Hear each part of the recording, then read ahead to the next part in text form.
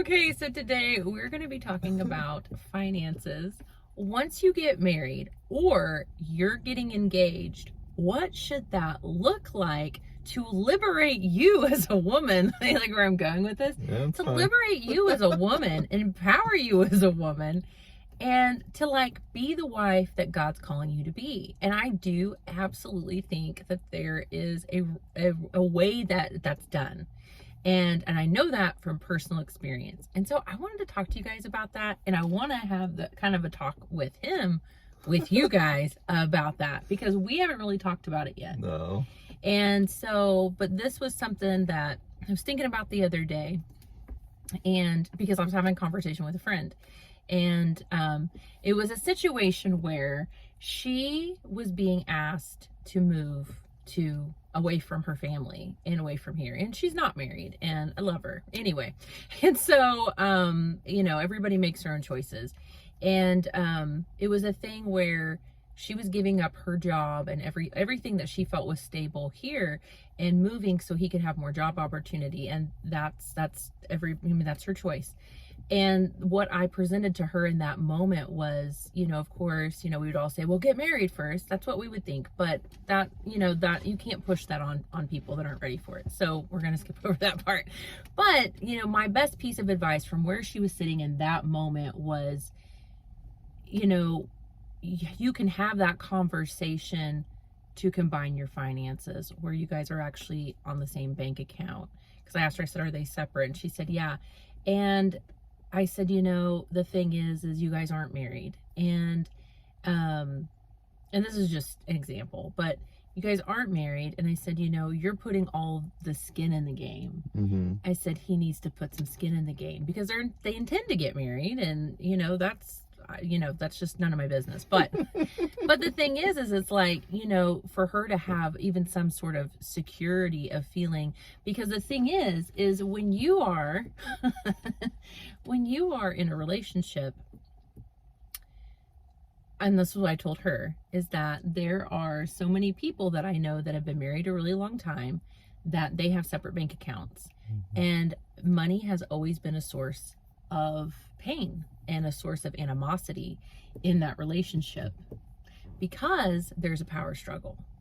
And even though it's like, the thing is if you're married and you have to go and ask for money, there is something a little demoralizing about that. Like there just is on some level, and it's not that we don't submit to our husbands and, and do all of those things, but also it's a partnership and you become one flesh. So why would you have separate bank accounts? Right. If we're one flesh, why would we have separate bank accounts, And so it's just kind of that thing where, I gave her that idea and she was like, it kind of was like, oh, and I said, because there's no reason for him to prosper and you to be at one of the lowest points of your life. Because in her mind, she's thinking, I'm gonna have to go ask him for money for coffee. And I'm thinking, that's horrible. And as somebody who has been on both sides of it, every relationship I ever had prior to this wonderful man, everything was always separate, and so to kind of give you that personal aspect. Yeah, what we did was a little different too, though. Yeah. It was like, Well, while we were dating, I locked her in real good by just tangling up in all of our assets together. But that's wonderful. And that is it was hours long before it was ever hers or mine or anything like that. So but that's so wonderful, right? And I'm so spoiled at this point that like I don't think about it anymore. And I am truly spoiled in that because he's never withheld anything from me. From the time that we knew, like he knew we were getting engaged. Because when did you put me on your bank account? Was that the weekend we got engaged? Was it like right after when we came back that happened? No, it was while we were dating. Yeah. It was while we were dating, so. And the thing is it's like, I didn't even have time to think about it at that moment, how pivotal that was. One, because I'd never experienced it, but also because we had so many other things that were going on. It was like we were, it was like just we were doing everything that needed to be done to set us up for our life. Yeah. So we were thinking, future the whole way. And I think that's also kind of when it comes down to whenever I feel like, and that's why I needed him here to have this conversation so I wouldn't sound like I was man bashing, because I'm not at all. But also that conversation with my dear friend that I adore was like, it just kind of, hearing what she had to say. It's a nice motorcycle. Like, what in the world was that? Was a reminder of just how much that skin in the game is missing right now. And I don't realize it because I don't live in it. But, when you kind of get a taste of that, it's like, you really have, and I think that's honestly where God comes in, because like, I don't know. It can be just saying, this guy's passing. It always happens. No matter where we try to do a video, somebody gets loud. Moving on. But we, I knew whenever we were even, like, before we were even dating, that once we started dating, it was something that we were going to get married really quickly. So, and, there was something that I heard last night while we were just watching TV, and it was something that this lady was actually consoling another one who had just gotten her heart broken, apparently, by someone she had just met. But anyways, it was something that when she said it, she's like, your past ends up being a roadmap into which they learn how to love you. And so it was something that whenever we got together and we started dating, I had known that she had like a lot of she had had like in those kind of previous relationships where it was something that she was always having to fight and struggle for any kind of point of access. Anytime there would ever be something needed, she always have to go and ask for it, or always had to kind of put herself in a spot where she always had to kind of like ask permission for things. And I knew that in my part of it, it didn't matter for me whatsoever, and having that in having her on those accounts, but it meant everything to her to have that opportunity and that option. And so whenever we were dating, it was actually right before we had gotten engaged. The car that she was driving, which was a friend's, said that she had to give the car back. And it was something that between that and like the car that she had to drive her brother around in, like there really wasn't a good vehicle, because she was having, we were going back and forth between Oklahoma and Joplin all the time. And so in doing that, whenever we found a car for her, we just put my car as the collateral and just tied all of those assets in together to where it's like, is that something I recommend most people do? No. But is that something that was the right and the only solution for us? Absolutely, 100%. And so for me, having those names on that account was just kind of solidifying that we both knew and were aware that this was the one that God had meant for us. And it sped up that healing process that really allowed finances to not really be a struggle, or not to really be a point of contention of something like, I want to come see you, or I want to come see him, but we can't do the gas, we can't afford it, or I have to, like, my car won't make it, or it's just not reliable. And now it was like, okay, now we have reliable vehicles. We've now got all of these options now to where that's no longer a problem. And it was something that really kind of made the dating and the engagement, and even like in the early parts of the marriage, there was just something that was a lot smoother, because it wasn't like something that we didn't have to wait until we were married to kind of sort all of those out. All that we had to do was just change the name on the accounts whenever it was something that she had my name. So yeah, and it was super cool because remember when he did that, he was like, I want you to be empowered. Mm-hmm. I want you to have the power. The power. Excuse me. And it was so sweet. And the thing is we're a normal married couple. Of course, we have disagreements at times. That's healthy. But we don't fight about money. No. And I didn't realize that until I was talking to my friend. And I'm like, we have our, whatever we deal with, everybody has their stuff. But money's never been one of them. And I think that's one of the biggest things that people do fight about is money, because there's a power struggle there. because we know so many people that do not, they share everything. Oh, but not money.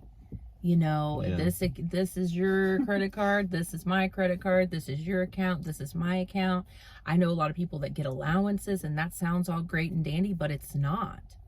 I mean, it's a thing where there is eventually always an issue about it. And I think there's something really beautiful whenever a man wants to empower his wife to be the best wife she can be, and to feel completely, you know, involved, and like nothing's being withheld from her. And it's a big deal, and it really does set you free in the aspect of the finances. And I just think that's something really important that we wanted to share with people about, you know, if you're going into marriage or you're already married, really think about that, because it's not a bad thing to have that conversation and to actually be like, that's what I need. I need us to share everything. And you know, there's other parts too. Whenever you have money, people always hide things with money. yes. And so in that dirty. part, it was something of like, I don't have anything to hide, and I don't have any, like, it's something that I don't use cash. Well, we don't use cash anyway, because anytime we have cash, she always just gives it to all the people that are on the side of the roads anyway. So it doesn't really work out. Like having cash in our wallets isn't just something that we just never do. And so everything that we had was always had transactions, and it was something that there was, you know, there's never like a question about it. And I know that a lot of people, like, people will hide their double lives based off their accounts because they don't have any credibility or accountability with them.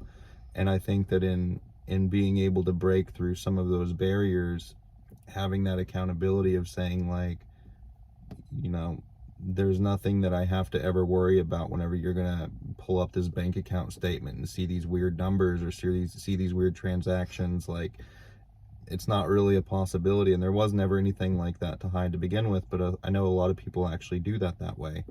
And if it's something that everything has to be so separate and hidden that you can't have like a conversation of saying, like, why are you hiding that, or why are you doing that, or where, you know, what'd you do, you know, what'd you spend like such and such on, what, you know, what's going on, just make sure you start asking questions that you don't need to. She might ask me a question of like, why did you spend this $5 on this little phone game or something?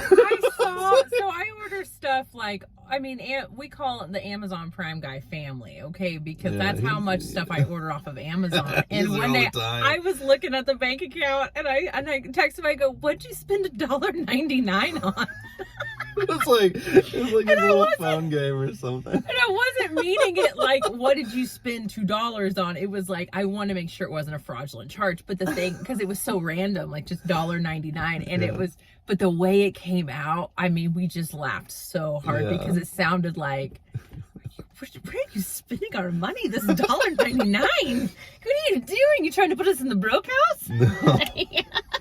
But we laughed super hard, and I still think about it. It's really funny because like it sounded so funny, but you know, but it is, and you don't even think about like the accountability part of it. Is like if everything's being ran through, and if anybody, I mean, so many people, you do have trust issues. If you're coming, you know, this world is intense, and people are intense, and a lot of people have had relationships where things were not good, and like there was a lot of things being hidden, and you know, or things like that. And so I didn't even really think about that part, but yeah, there's a big thing with just the accountability of it, of, you know, of always being able to see everything just kind of laid out in front of you, where you don't have to wonder. And that was another thing that brought me to also, is like, you know, we don't have passcodes on our phones. And I know a lot of people are like, well, we just know each other's passcodes. And it's like, you know, if you were to lose your phone or something, somebody else couldn't get into it. But I do think that there's something that is really good about not having locks, not having codes, and not having things locked behind, where it's like, on top of just like the mental part of it, like there is an accountability there of like everything's open to you. I don't have where this we do all of this, and we're one flesh, and we're this together, but over here that's that's my space. Like that's mine. That's, you know, you don't touch that. Sure. And, you know, and so, you know, whether you know each other's passcodes or just don't have them at all. And we kind of are like trying to pass that down to like the girls of like, you know, cause like, you know, with them like having phones and stuff, it's like, you know, we don't use passcodes. And, you know, hopefully that will kind of, you know, sink into their spirits a little bit of kind of like learning to like not feel like things have to be hidden behind a code, and you can be accountable to the people around you of like, you know, this is what it is, and if you want to look Sure. at it, go ahead. But yeah, I think there's a certain part where it makes sense, but at the other end of it, it's like, what's like anyone that actually like any actually valuable information, do you think they're gonna open it up and just take a look at what pictures you have of like your family members and like things from like 6 to 10, 15 years ago and stuff like that? Like, so what? It's like, right. what's really Anything at the else on end your of the phone is day, going to have an actual passcode. Your bank account's going to have an actual password. It's not going to automatically open up. Like things like that, you know. But so it's like, you know, there's really no point in it. And it's just everything in this world's kind of designed to allow people to have hidden lives. Yeah. You know, like secret conversations are going in incognito mode and all that weird stuff. It's like all these devices and things are set up to where you can do things secretively and you can cheat and you can have, you know, your little life over here and nobody has to know about it. And so I think that it's really important with, you know, with your spouse to be like, we're gonna kind of just keep everything open and keep everything truly shared and avoid all of these pitfalls and avoid anything where you could be thinking that possibly anything could be hidden or have any animosity or fights over things that we don't ever have to fight about because it's not a problem. It's not an issue. I think sometimes too is that as kind of scary as it is, like having something with a joint account, it also gives you a really good indicator of what that other person's spending habits are too. What do you think of mine? I think they're fine. It's a lot of Amazon charges, but it's fine. They're essential things. It's only needs. They are. No, but it's fun where it's like, you know, for being able to kind of figure out those parts of yourself where it's like, okay, maybe I do eat out too much, or maybe I do spend too much on this certain activity. But I think sometimes of having that accountability in that account where you're like, this is something where we're planning for a life together, we're planning for this kind of future together, and if it's something that there's that spot where you're like, I know that this is going to be an issue. You know, I don't want this to be an issue. Sometimes it's easier to kind of figure out those patterns if it's something that you have a little bit of accountability with it too. Yeah. But I don't know. Yeah. All right. Well, that is what we want to talk to you guys about. He's got to go back to work. We just did this on his lunch, but we will talk to you guys soon. Comment below if you have anything to kind of put in on that or anything, any other questions on this subject, and we'd be happy to do another video about it. But we hope that this blessed you, and we will talk to you soon.